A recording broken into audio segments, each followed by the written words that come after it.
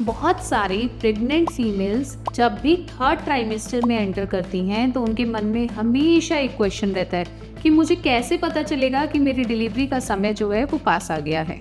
सबसे पहले आपको ये समझना चाहिए कि नॉर्मली फीमेल्स की जो डिलीवरी का टाइम है वो 36 वीक्स के बाद आता है। तो जब भी आप अल्ट्रासाउंड कराने जाते हैं तो अल्ट्रासाउंड वाला डॉक्टर आपको एक वीक्स बताता है कि आपकी बच्चे की जेस्टेशनल एज इतनी हो गई है।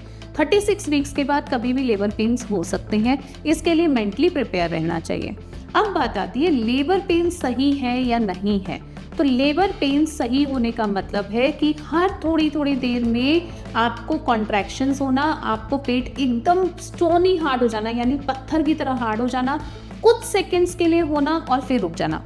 तो अगर आप इस पैटर्न की बात करें तो ऐसा होगा कि आपको आधे घंटे में एक बार बहुत तेज पेट एकदम टाइट हो गया, फिर कुछ सेकंड्स के लिए रुका और एकदम रिलीज हो गया, आपको लगेगा एकदम नॉर्मल हो गया।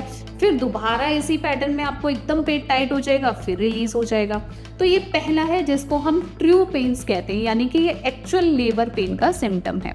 सेकंड, म्यूकस प्लग रिलीज होना, यानी कि वेजाइनली थोड़ा थोड़ा ब्लड जैसा स्टेन महसूस होना, कुछ डिस्चार्ज और उसमें थोड़ा सा ब्लड महसूस होना, तो इसको म्यूकस प्लग कहते हैं। अगर ऐसा कुछ भी आपको वेजाइनली रिलीज होते दिखता है तो आपको तुरंत डॉक्टर को कनेक्ट करना चाहिए। थर्ड, वाटर ब्लैड लीक हो जाना, एकदम से यूरिन की तरह एकदम पानी बाहर आ जाना, तो आपको तुरंत समझ जाना चाहिए कि बच्चे की जो पानी की थैली है वो फट गई है और आपको तुरंत डॉक्टर को कनेक्ट करना चाहिए। फोर्थ, आपको बार बार पॉटी की जगह पे प्रेशर फील होगा, आपको लगेगा कि 2-2 मिनट में वॉशरूम जाने वाली फीलिंग हो रही है, क्योंकि बेबी आउट होने के टाइम पर पॉटी के रास्ते में बहुत प्रेशर फील होता है, ऐसा लगता है हर 2-2 मिनट में पॉटी जाने वाली फीलिंग हो रही है। तो इस तरीके की अगर कोई भी फीलिंग आपको हो रही है, नीचे बहुत प्रेशर फील हो रहा है, तो भी आपको डॉक्टर का कनेक्ट करना चाहिए।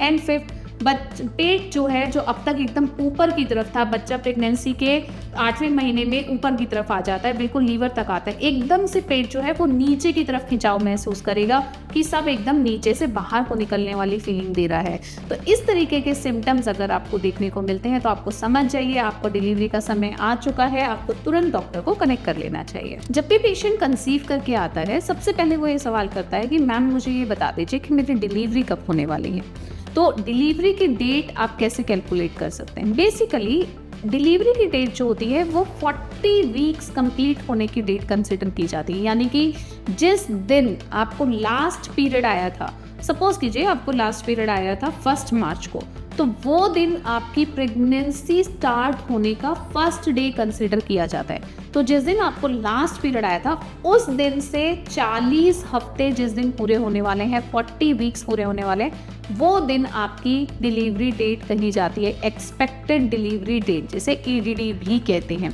एक पर्सपेक्टिव ये है जिसको आप कैलकुलेट कर सकते हैं। कई बार PCOD के पेशेंट्स होते हैं जिसमें लेट ओव्यूलेशन होता है, जिसमें 2-2, 3-3 महीने में पीरियड्स होते हैं। अगर ऐसी स्थिति है तो फर्स्ट अल्ट्रासाउंड में हम जो गैप है उसको जज कर लेते हैं कि ओव्यूलेशन कब हुआ होगा और उसके हिसाब से डॉक्टर आपको एक डिलीवरी डेट बताते हैं। नॉर्मली डिलीवरी डेट इसी तरीके से कैलकुलेट होगी, लास्ट मेंस्ट्रुअल डेट से एग्जैक्ट 40 वीक्स। एक हफ्ते में 7 दिन होते हैं, 40 हफ्ते अगर आप कंसिडर कर रहे हैं तो 280 डेज जो है वो आप डायरेक्टली कंसिडर कर सकते हैं। जिस दिन लास्ट पीरियड है उससे 280 डेज के बाद आपकी प्रेगनेंसी जो है वो फुलफिल्ड है और आपकी बेबी जो है हेल्दीली डिलीवर हो सकता है। नॉर्मली लेबर पेन्स जो आते हैं वो 36 वीक्स के बाद कभी भी आ सकते हैं। तो 36 वीक्स से 40th वीक यानी जो लास्ट का 1 महीना है उसमें आप पेन्स के लिए तैयार रहिए, अपने डिलीवरी की पूरी तैयारी करके रखिए, हेल्दी बेबी डिलीवर करें, इसी कामना के साथ नमस्कार।